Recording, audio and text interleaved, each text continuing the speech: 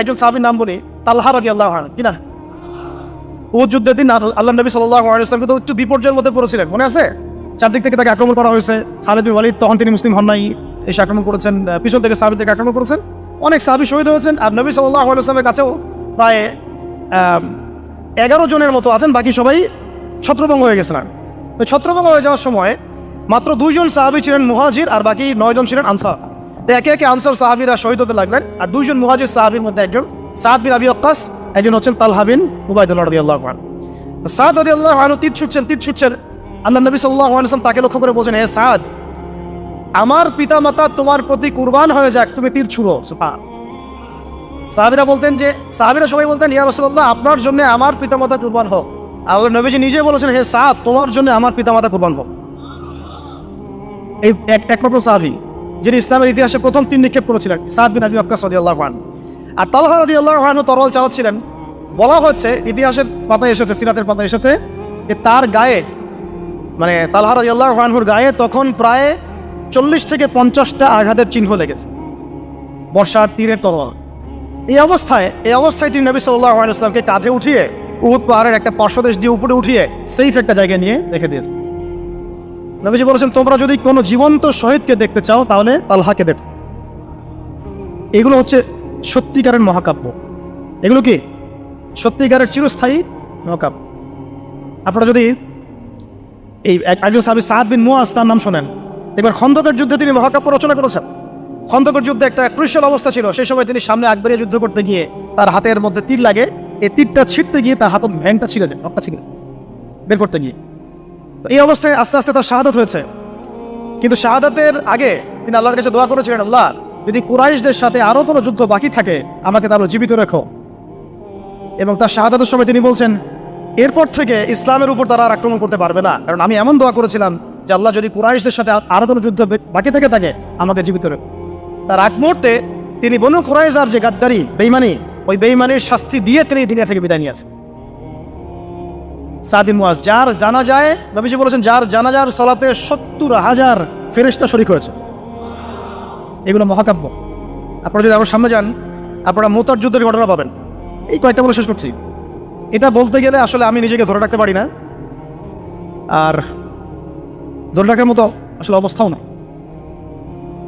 ইসলামের ইতিহাসের সবচাইতে মর্মান্তিক যুদ্ধ হচ্ছে মুতার, সবচেয়ে মর্মান্তিক। বদর, উহুদ, খন্দক, খায়বার, যত যুদ্ধ আছে এগুলো যুদ্ধ অনেক বড় মাপের।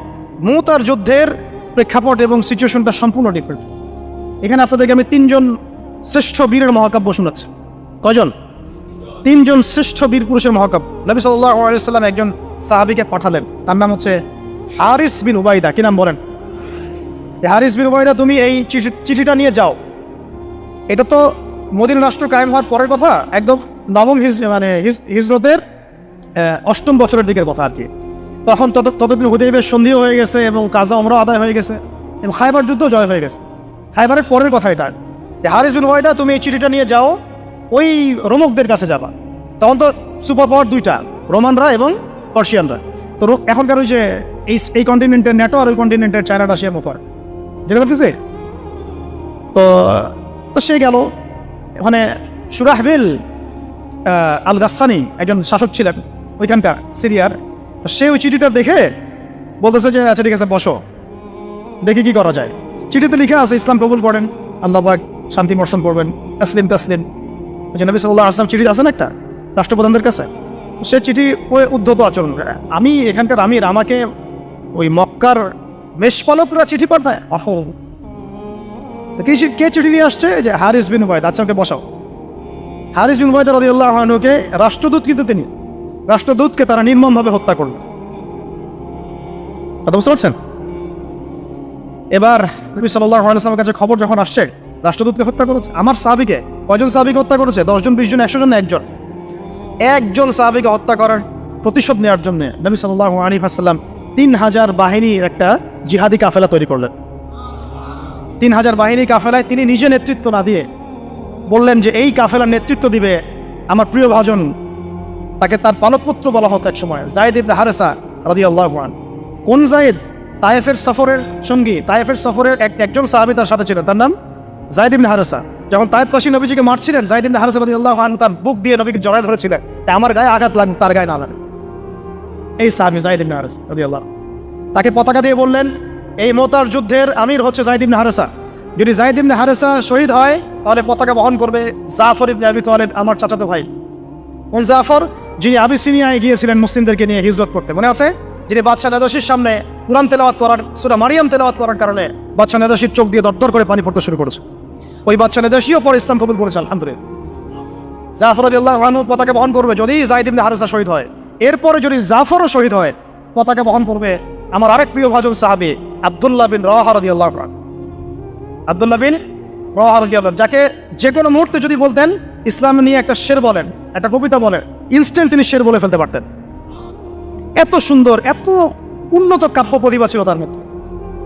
এই নষ্ট সংস্কৃতি না, তাদের সংস্কৃতি ছিল একেবারে খাঁটি তাওহীদের সংস্কৃতি। এমনকি কাবা তাওয়াফ করছেন তিনি, তখন কাবা তাওয়াফ করছেন বিদায় কাজা উমরা আদায় করার সময় নবীর সামনে সামনে তিনি ঘুরছেন এবং আবৃত্তি করছিলেন একটা কবিতা কাফেরদেরকে আঘাত করার জন্য। এই কাফেররা দেখো, তোমরা যাকে বের করে দিয়েছিলে তিনি আজকে সসম্মান এখানে করতেছে। ওমর রাদিয়াল্লাহু আনহু বলছিলেন যে কাবা তাওয়াফ করার সময় তুমি এগুলো বলছো? নবীজি বললেন ওকে ছেড়ে দাও, সে এমন বাক্য তিলাওয়াত করতেছে, মানে এমন বাক্য সে চয়ন করেছে যেগুলো কাফেরের অন্তরে বর্ষার চাইতেও বেশি বিদ্ধ হচ্ছে, তাকে বলতে দাও। এই হলো আব্দুল্লাহ বিন রাওয়াহা রাদিয়াল্লাহু আনহু, নবীজির অত্যন্ত প্রিয় ভাজন স্যার। আব্দুল্লাহ বিন রাওয়াহা যদি শহীদ হয় তাহলে তোমরা তোমাদের মধ্য থেকে একজনকে আমির নিযুক্ত করে নিও। সাহাবীরা বুঝে ফেললেন এই সফরে আমরা তিনজনই শহীদ হতে যাচ্ছি, কারণ একটা সফরে কখনো তিনজন আমিরের প্রয়োজন হয় না, হয়। এবার তারা গেলেন, তারা কখনো আশাও করেন নাই ওখানে যা দেখবেন। ওখানে গিয়ে দেখলেন যে 1 লক্ষ রোমান সৈন্যের সামনে এসে দাঁড়িয়ে। কত লক্ষ? এবং একেবারে ফুল প্রশিক্ষিত, একদম ফুল আর্ম ফোর্সড। আর এর সাথে তাদের সাহায্যকারী দলেও আছে আরো 1 লক্ষ সৈন্য। লক্ষ, এদিকে কতজন? যুদ্ধ হওয়া সম্ভব? আসলে কি সম্ভব? সম্ভব না, যুদ্ধ কিন্তু সম্ভব না। আমরা তো আগে সংখ্যা গরিষ্ঠ হওয়ার কথা চিন্তা করি। কোন যুদ্ধে ইসলাম সংখ্যা গরিষ্ঠতা দিয়ে জিতে নাই।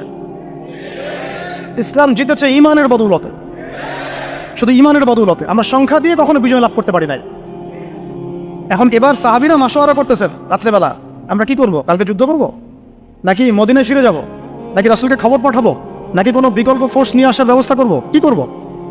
তখন সাহাবী ওই যে বললো আব্দুল্লাহ বিন রাওয়াহা রাদিয়াল্লাহু আনহু দাঁড়ালেন, তরুণ সাহাবী। আপনাদের কি বলছে? তরুণ সাহাবী দাঁড়িয়ে বলছেন যে হে আমার ভাইরা, আমরা এখানে কি জন্য এসেছি? হয় আমরা এই যুদ্ধ করব, শহীদ হব, না হলে আমরা গাজী হব। আর আপনারা যে বিষয়টাকে ভয় করছেন, আসলে কিন্তু আমরা সেটা পাওয়ার জন্যই এসেছি, তার নাম শাহাদাত। আপনারা যেটাকে ভয় করছেন যে আমরা এখানে গেলে মারা যাবো, ওটার জন্যই তো আমরা এত দূরে এসেছি। আমরা গাজী হই অথবা শহীদই হই, আমাদের জন্য আজর আল্লাহর কাছে লিখে থাকে।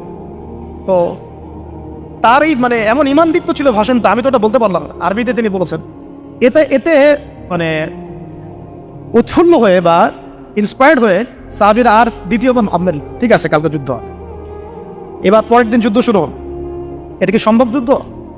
প্রথমে যায়েদ ইবনে হারেসা রাদিয়াল্লাহু আনহু পতাকা নিয়ে ঘোড়া ছোটা আগায় যাচ্ছে এবং একটা আঘাতও পিছন থেকে করার সাহস হচ্ছে না তাদের, সব আঘাত তারা সামনে থেকে করছে। এক পর্যায়ে যায়েদ রাদিয়াল্লাহু আনহুর এই মানে গায়ের মধ্যে তারা বর্ষা নিক্ষেপ করে। বর্ষা তো আগেকার বড় বড় বল্লম বর্ষা ছিল, এমনি একটা বর্ষা তার গায়ে যখন লাগে তিনি পড়ে যান এবং এই অবস্থা আস্তে আস্তে তার শাহাদাত পড়ে। পতাকা পড়তে দেন নাই, পতাকা নিয়ে নিয়েছেন জাফর ইবনে আবি তালেব রাদিয়াল্লাহু আনহু হাতে, এবং জাফর রাদিয়াল্লাহু আনহু যুদ্ধ করতে থাকেন, এত বীর বিক্রমে যুদ্ধ করতে থাকেন যে এক পর্যায়ে তিনি তার নিজের কালো এবং লাল ডোরাকাটা ঘোড়া ছিল, সেই ঘোড়ার পা নিজেই কেটে ফেলেন যে আমার যেন পালিয়ে যাওয়ার মন না উঠে, তখন তারা যেন আমার ঘোড়া ইউজ করতে না পারে। সাহাবীরা বলছেন তার শাহাদাতের পরে তার বডির মধ্যে আমরা এরকম 50টা থেকে 60টা এরকম আঘাতের দাগ দেখেছি। একটাও দেখে পিছনে ছিল না, সব সামনে ছিল। যুদ্ধ করতে করতে এক পর্যায়ে তার ডান হাতটা কেটে পড়ে যায়। এরপরে তিনি বাম হাতে পতাকা উঠায় নেন, কাফেররা বাম হাতটাও কেটে ফেলে। এরপরে তিনি বুকের সাথে পতাকাটাকে এইভাবে জড়িয়ে রাখেন, বুকের সাথে পতাকাটাকে এইভাবে জড়িয়ে রাখেন, পতাকা পড়তে দেন নাই। একজন রোমান সৈন্য তাকে আঘাত করে এবং তার দেহটা দ্বিখণ্ডিত হল। এই খবর নবী সাল্লাল্লাহু আলাইহি ওয়াসাল্লাম ওই মদিনায় বসে বসেই পাচ্ছিলেন। তিনি বললেন এই মাত্র যায়েদ শহীদ হলো, এই মাত্র জাফর শহীদ হলো। একটু তিনি কান্নার ভাব চলে আসলো। একটু পরে নবীজি হেসে দিলেন, সাহাবীরা বলছেন আপনি হাসছেন কেন ইয়া রাসূলুল্লাহ? তিনি বলছেন যে জাফর এর ডান হাত প্রথমে কেটে গেছে, তারপর বাম হাত কেটে গেছে। আল্লাহ রাব্বুল আলামিন তাকে এই দুইটা কাটা হাতের বিনিময়ে জান্নাতে দুইটা বড় বড় পাঠা দিয়েছে। এইটা দিয়ে তিনি জান্নাতে ঘুরে বেড়াচ্ছেন আর ফোন খাচ্ছেন। তার নাম হয়ে গেল জাফর আত-তাইয়ার, জাফর আত-তাইয়ার, মারহাবা। এরপরে পতাকা হাতে নিলেন সেই আব্দুল্লাহ বিন রাওয়াহা রাদিয়াল্লাহু আনহু। তিনিও তো বীর বিক্রমে যুদ্ধ করতে লাগলেন। এক পর্যায়ে তিনি একটু কান্না করেছিলেন। সাহাবীরা বলছেন আপনি কি ভয় কান্না করতেছেন? জি না, আমি ভয় কান্না করছি না, বরং কোরআনের একটা আয়াত আমার মাথায় আসছে বলে আমি কান্না করছি। ওয়া ইম মিনকুম ইল্লা ওয়ারিদুহা কানা আলা রাব্বিকা হাতমান মাকদিয়া। মানে তোমাদের সবাইকেই আবশ্যিকভাবে, ম্যান্ডেটরিভাবে এই জান্নাত জাহান্নামের উপর অবস্থিত এই পুলসিরাত পার হতেই হবে। এটা তোমার রবের একটা প্রাচীন একটা মানে স্টেটমেন্ট, এটা তোমাকে করতেই হবে, সবাইকে করতে হবে। এই আয়াতটা মনে হয় আমার কান্না আসতেছে। একজন তাকে একটা হাড্ডিওয়ালা গোশত এনে দিয়েছিলেন, তিনি সেই গোশতটা খাওয়ার জন্য চেষ্টা করছিলেন, পরে একটা কামড় দিয়ে ফেলে দিয়েছেন। তারপরে তিনি ছুটলেন যুদ্ধ করার জন্য, এবং ওই সময় একটা কবিতা আবৃত্তি করেছে যে আমার মন, তোমার নফস হয়তো চাচ্ছে, তুমি হয়তো চাচ্ছ এখান থেকে পালিয়ে যাওয়ার জন্য, জেনে রাখো সামনে তুমি যা দেখছো এর পিছনেই আছে জান্নাত। বা শেষমেশ কি জীবন দেখেন, কি ব্যক্তিত্ব, কি ক্যারেক্টার, কেমন গায়রত, কেমন ইজ্জত, কেমন সম্মান, কি জীবন। এরপরে তিনিও শহীদ হলেন, পতাকা হাতে তুলে নিলেন আল্লাহর বীর খালেদ বিন ওয়ালিদ রাদিয়াল্লাহু, তাকে পতাকা দেওয়া হয়। তিনি কিন্তু নতুন মুসলিম হয়েছেন। উহুদের যুদ্ধের যে ক্রাইসিস, এটা কিন্তু তার হাতে। কাজা উমরা আদায় করতে গিয়ে নবীজি চিঠি লিখে দিয়েছেন ছোট্ট করে একটা, একজনের তারা লিখিয়েছেন যে খালিদ কি চিঠিটা পৌঁছে দিও। ওখানে লেখা আছে, খালিদ তুমি যদি কাফেরদের পক্ষ অবলম্বন না করে মুসলিমদের পক্ষ নিতা কঠিন হবে। ঠিক আছে, একটা লেখা একটা চিঠি খালিদ রাদিয়াল্লাহু আনহু একবারে কলিজাটা কাঁপায় ফেলছে। তিনি মক্কা থেকে মদিনায় গিয়ে নিজে ইসলাম কবুল করে আসছেন। নবী সাল্লাল্লাহু আলাইহি ওয়াসাল্লাম তাকে কিন্তু আন্ডারস্টিমেট করেন নাই। তার হাতে উল্টা তরোয়াল উঠাই দিয়ে বলছেন যে আজকে থেকে এই তরোয়াল তোমার, এবং তোমার নাম হচ্ছে সাইফুল্লাহ, তুমি আল্লাহর তরবারি। এরপর থেকে তিনি প্রায় 80-90টা যুদ্ধ করেছেন, সবগুলোতে জয়লাভ করেছেন। ওই খালিদ রাদিয়াল্লাহু আনহু পতাকা তুলে নেন মোতার যুদ্ধে। তারপরে সিরাতের মধ্যে আসছে, তিনি বলছেন নিজের ভাষায় যে ওই দিন আমার হাতে 9টা তরোয়াল ভেঙে গেছে। যুদ্ধ করতে করতে করতে করতে ওই দিন আমার হাতে 9টা তরোয়াল ভেঙে গেছে। তিনি ছিলেন যুদ্ধ কৌশল অত্যন্ত পারদর্শী, ওটা কোনো কাজ করতেন, অনেক পারদর্শী। তিনি ডানের সৈন্যকে বামে নিয়ে আসছেন, বামেরটাকে ডানে নিয়ে গেছেন, সামনেটাকে পিছনে নিয়ে আসছেন, পিছনেটাকে সামনে নিয়েছেন। বর্ষা যারা ছিল তাদেরকে পিছনে নিয়ে আসছেন, তীরন্দাজদেরকে সামনে দিয়েছেন। মানে ওদেরকে ভেবাচাকা খাওয়াই দিয়েছেন যে ওরা মনে করতেছে এরা মনে হয় অনেক, হ্যাঁ এরা মনে হয় আরো বিকল্প ফোর্স নিয়ে আসছে বলা হয়। ওরা আস্তে আস্তে পিছনের দিকে যাওয়া শুরু করে, আর এদিকে মুসলিমরা একটু একটু করে সেফ জোনে আসার চেষ্টা করতেছে পিছনের দিকে। ওরা ভাবতেছে পিছনের সামনে যদি আগাই হয়তো পিছন থেকে ওরা আরো সৈন্য নিয়ে আসছে, আমাদেরকে এখন এই আল্লাহ পাক ভয় চাপাই দিলেন, এরা পালায় চলে গেল। 3000 সৈন্য নিয়ে 2 লক্ষ সৈন্যকে পরাজিত করা হয়েছে। খালিদ রাদিয়াল্লাহু আনহু বললেন আমার হাতে সেই দিন 9টা তরোয়াল ভেঙেছে, আর শেষমেশ ছোট্ট একটা ইয়েমেনি চাকু দিয়ে আমি যুদ্ধ করেছি। তাহলে চিন্তা করেন কত কাফের মারা গেছে। আর মুসলিমদের মধ্যে মাত্র 12 জন সাহাবী শহীদ হয়েছে, মাত্র 12 জনকে তারা মারতে পারছে, বাকিদেরকে মারতে পারবে। এইগুলো হচ্ছে মহাকাব্য, জাদুল্লাহ মহাকাব্য, যেগুলো আমাদের এই প্রজন্মকে জানা উচিত এবং আপনাদের মাথায় থাকা উচিত। প্রত্যেকটা সংগ্রাম, প্রত্যেকটা বিপ্লব, প্রত্যেকটা অভ্যুত্থানের পিছনে যেন থাকে আল্লাহর সন্তুষ্টি, আল্লাহর দিন কায়েমের চেষ্টা, আল্লাহর দিনের খেদমতের চেষ্টা এবং ইনসাফ প্রতিষ্ঠার চেষ্টা, এবং জালেমের বিরুদ্ধে আমাদের অবস্থান সবসময় শক্ত থাকবে ইনশাআল্লাহ। এরকম অনেক ঘটনা আছে, আমি আজকে আর বলার সুযোগ পেলাম না। ইনশাআল্লাহ আরও একদিন আল্লাহ যদি তৌফিক দেন ইনশাআল্লাহ তাআলা আমি আপনাদের সাথে আবার এগিয়ে সেশন করবো ইনশাআল্লাহ। তো শেষ করার আগে আমি জাস্ট 2-1টা নাম উচ্চারণ করতেছি। সেটা হচ্ছে আমার খুব পছন্দের একজন ব্যক্তিত্ব, ইমাম হুসাইন রাদিয়াল্লাহু আনহু। নাম মনে আছে না? তার কারবালার মাঠের ঘটনা আপনারা জানেন। এইগুলো মহাকাব্য। তিনি সপরিবারে নিহত হলেন, শেষ পর্যন্ত কিন্তু আত্মসমর্পণ করেন না, বলেছেন। তিনি প্রস্তাব দিলেন আমাকে ছেড়ে দাও, আমি মদিনায় চলে যাই, আমাকে ছেড়ে দাও, আমি মক্কায় চলে যাই, ছেড়ে দাও আমাকে, আমি কোনো সীমান্তে চলে যাই, সেখানে জিহাদ করে শহীদ হই। তারা কিন্তু সুযোগ দেয় নাই। আমাকে বলেন যারা তাকে আক্রমণ করেছিল তারা কি কালিমা পড়া মুসলমান ছিল না? বলেন তারা কি কাফের ছিল? এখন কি ইমাম হোসেন যে এখানে প্রতিবাদ করলেন, হাতে অস্ত্র উঠিয়ে নিয়ে যুদ্ধ করে শেষ পর্যন্ত শহীদ হলেন, তার যুদ্ধটা কি সন্ত্রাসী কর্মকাণ্ড ছিল? ঠিক অনেকে আছে আমাদের সমাজে, তারা মনে করে যে মুসলিমরা যতই পাপ করুক না কেন ওদেরকে কিছুই বলা যাবে। এমন একটা কনসেপ্ট আমাদের সমাজে আছে, মুসলিম তো ভাই কালিমা পড়ছে, লা ইলাহা ইল্লাল্লাহ বলছে, তাকে আপনি কেন এইভাবে চার্জ করেন? আরে কালিমা তো আব্দুল্লাহ বিন উবাইও পড়েছিল। আব্দুল্লাহ বিন উবাই কি কালিমা পড়ে নাই? তাহলে কি আপনি তাকে মুমিন বলে গণ্য করবেন? মনে রাখবেন একটা কথা, যাকে তাকে কোনো যাকে তাকে কোনো ক্ষুদ্র বিষয়ে কাফেরও যেমন বলা যাবে না, আবার যাকে তাকে মুসলমানও বলা যাবে না। এটা বুঝতে হবে আমাদেরকে, ঈমান ভঙ্গের কারণগুলো আমাদেরকে শিখতে হবে। যে যাকে তাকে যেমন আমরা কাফের তাকফির করবো, ঠিক একইভাবে যাকে তাকে মুসলমান পাক্কা মুসলমানও বলা যাবে না। আল্লাহ পাক আমাদেরকে বোঝার তৌফিক দান করেন। ঠিক এইভাবেই ওমর রাদিয়াল্লাহু আনহু একদিন ফজরের নামাজে দাঁড়িয়ে কিরাত করছেন, পিছনে এক দাস, এই ফাইরুজ আবু লুলু একেবারে ধারালো ছুরি দিয়ে ওমর রাদিয়াল্লাহু আনহুকে 2-3টা আঘাত করলো। ওমর রাদিয়াল্লাহু আনহু শহীদ হলেন। এগুলো মহাকাব্য রচিত হয়েছে, কারণ ইসলামের বীর সিংহদেরকে কেউ আসলে সামনে থেকে মারতে পারে নাই। কথা বুঝতে পারছেন? ওইভাবেই চোরাগপ্তই মারতে হয়েছে। আল্লাহর কসম, ওমর রাদিয়াল্লাহু আনহু যে জায়গায় শাহাদাত বরণ করছেন ওই জায়গায় আমি দাঁড়াইছি, ওই জায়গাতে আমি দেখে আসছি কোন জায়গায় তাকে শাহাদাত বরণ করেছে। ওখানে ওইসব জায়গাগুলো জিয়ারা করলেও মনের মধ্যে এই চেতনাগুলো জানো। সুবহানাল্লাহ। আলী ইবনে আবি তালেব কুফার মসজিদে যাচ্ছেন, রাস্তায় এক ব্যক্তি তাকে চোরাগপ্ত হামলা চালিয়ে হত্যা করেছে। আল্লাহর বীর সৈন্যদেরকে কেউ সামন থেকে আঘাত করা শুরু হয় না। এগুলো হচ্ছে মহাকাব্য, যার জন্য মন মহাকাব্য। আরেকজন ব্যক্তির কথা বলে শেষ করে দিচ্ছি, অনেক আছে ভাই, বলতে থাকলে অনেক সময় লাগবে। রাজি একটা জায়গার নাম, ওখান থেকে কিছু লোক আসছে, এসে বলছে ইয়া রাসূলুল্লাহ, আপনি আপনার কিছু সাহাবীকে পাঠান, আমরা ইসলাম কবুল করবো। ট্র্যাপ। আপনারা কেউ ভালো করে খেয়াল রাখবেন এগুলা। যে কেউ যখন তখন যাই বলবে হ্যাঁ করতে যাবেন না। মানুষের কথার পিছনে, ওদের কাজের পিছনে উদ্দেশ্য বোঝার চেষ্টা করবেন, ঠিক আছে? সবসময় কিন্তু আবেগে ভাসতে হবে না। আমরা কিন্তু এই জায়গায় ভুল করতেছি, অনেক ভুল হচ্ছে মাঝখানে। আমরা বিনয়ের সাথেই তাদেরকে বলবো যে ওলামায়ে কেরামদের সাথে মাশওয়ারা করে সিদ্ধান্ত নিতে, তাহলে ইনশাল্লাহ ভুলটা কম হবে ইনশাল্লাহ, ঠিক আছে? তো নবীজি 10 জনকে পাঠালেন, তারা দাওয়াত তো কবুল করেই নাই, হঠাৎ রাজি নামক জায়গায় তাদেরকে ঘিরে ফেলে 3 নিক্ষেপ করে 10 জন সাহাবী 7 জনকে শহীদ করে ফেলেন। ট্র্যাপে। মানে এমনও আছে যে ওয়াজ মাহফিলে ডেকে মানুষ অনেক আলেমদেরকে মানে খারাপ কিছু করে ফেলেছে। হ্যাঁ, এরকম হিস্ট্রি আছে। তো সতর্ক থাকতে হবে, সতর্ক থাকার চেষ্টা করো। এখন 3 জন সাহাবী যুদ্ধ চালিয়ে যাচ্ছেন, তারপরেও তার মধ্যে একজন হচ্ছেন খুবাইব রাদিয়াল্লাহু আনহু। কি নাম বলেন? খুবাইব রাদিয়াল্লাহু আনহু। খুবাইব রাদিয়াল্লাহু আনহুকে এক পর্যায়ে মানে আর কতক্ষণ পারা যায়, 100 জন ঘিরে ফেলছে, আমরা 10 জন, 7 জন শহীদ হয়ে গেছে, 3 জন বাকি আছে, কতক্ষণ পারো? তো তারা বললো যে তোমরা পাহাড় থেকে নেমে আসো, তোমাদেরকে ছেড়ে দিব। 3 জন মাশওয়ারা করছে, না নামা যাবেন, নামলে কিন্তু ওরা আমাদের ধরে ফেলবে। তারপরে বাধ্য হয়ে এক পর্যায়ে নামতে হয়েছে। নামার সাথে সাথেই একজনকে তারা মেরে ফেলছে, বাকি 2 জনকে তারা মক্কায় বিক্রি করে দিয়েছে। ওই মক্কার 2 জনের মধ্যে একজন হচ্ছেন খুবাইব রাদিয়াল্লাহু আনহু। কি নাম? খুবাইব রাদিয়াল্লাহু আনহু। আরেকজন নাম আসিম রাদিয়াল্লাহু আনহুকে তারা হত্যা করেছে এবং তার লাশটাকে বিকৃত করার চেষ্টা করেছিল। কিন্তু আসিম রাদিয়াল্লাহু আনহু ওই সময় দোয়া করেছিলেন, আল্লাহ আমার লাশকে কোনো কাফের হাতে বিকৃত হতে তুমি দিও না। যুদ্ধ করতে করতে কথাটা বলেছেন, তিনি বুঝতে পারছেন যে 100 জন ঘিরে ফেলছে। ওদের একটা ট্রেডিশন ছিল লাশ বিকৃত করা, আল্লাহ আমার লাশটাকে তুমি কোনো কাফের হাতে বিকৃত করতে দিও। তখন আল্লাহ রাব্বুল আলামিন তার শাহাদাতে পড়ে এক ঝাঁক গেমরুল পাঠায় দেন, তারা তার গায়ের উপর বসে পড়ে, কোনো কাফের তাকে হাত দিতে পারো। আল্লাহ পাক এভাবে সাহায্য করে। আর এদিকে খুবাইব রাদিয়াল্লাহু আনহুকে বিক্রি করে দেওয়া হলো মক্কায়, তাকে জেলখানায় রাখা হচ্ছে। তো খুবাইব রাদিয়াল্লাহু আনহু জেলখানায় বসে আছেন, এটা একটু শুনেন আপনারা। জেলখানায় বসে আছেন, তার খুরের কাজের প্রয়োজন হয়েছে। ছেলেদের প্রয়োজন হয় না?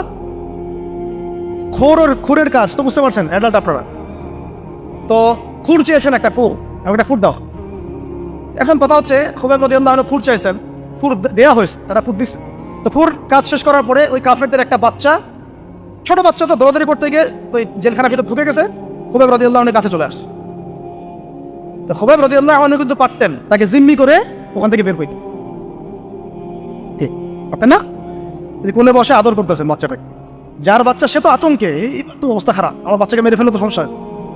তো খুবাইব রাদিয়াল্লাহু আনহু তাকে ছেড়ে দিলেন এবং আল্লাহ পাক ওই জেলখানার মধ্যে আল্লাহর পক্ষ থেকে তাকে আঙ্গুর খাওয়ালেন।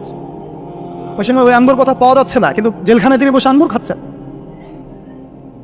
তো কাফেররা বলেছে নিজেরাই যে খুবাইবের চেয়ে শ্রেষ্ঠ কোনো বন্দী আমরা কখনো দেখিনি, খুবাইবের চেয়ে শ্রেষ্ঠ কোনো বন্দী আমরা কখনো দেখি নাই। আমি এটা ফখর করে বলতেছি না। লাস্ট মোমেন্টে ওখানে অনেক বললাম, কিছু অফিসার ছিলেন, তারা অনেক জেন্টলম্যানের মতোই ছিলেন, অত উগ্র না, যে এত উগ্র না, তারা জাস্ট ইনভেস্টিগেট করতে চেষ্টা করছিলেন বিষয়গুলো, উগ্রতার সাথে আমার সাথে কোনো আচরণ করেন নাই। তাদের মধ্যে একজন ছিলেন, উনি আমাকে বলছিলেন যে তোমার সাথে যে সময়গুলো কাটলো খুব ভালো সময় কাট, আরও ভালো লাগতো যদি তুমি আরো সময় থাকতে পারতাম তোমার সাথে,